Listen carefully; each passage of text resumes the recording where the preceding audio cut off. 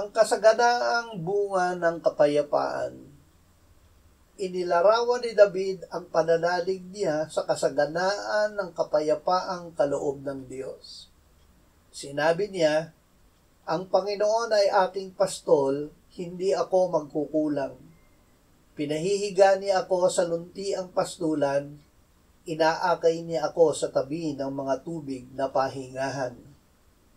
Ang mga tao na tinuruan ng Panginoong Hesus ay nanatiling nakikinig sa Kanya hanggang gumabi na.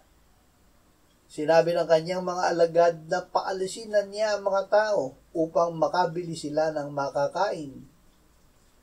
Hindi niya pinaalis ang mga tao. Kinuha niya ang natitirang 5 tinapay at ang 2 isda doon sa ilang. Tumingala siya sa langit, pinagpala at pinagputol-putol ang mga tinapay at ibinigay niya sa mga alagad upang ipamahagi sa mga tao.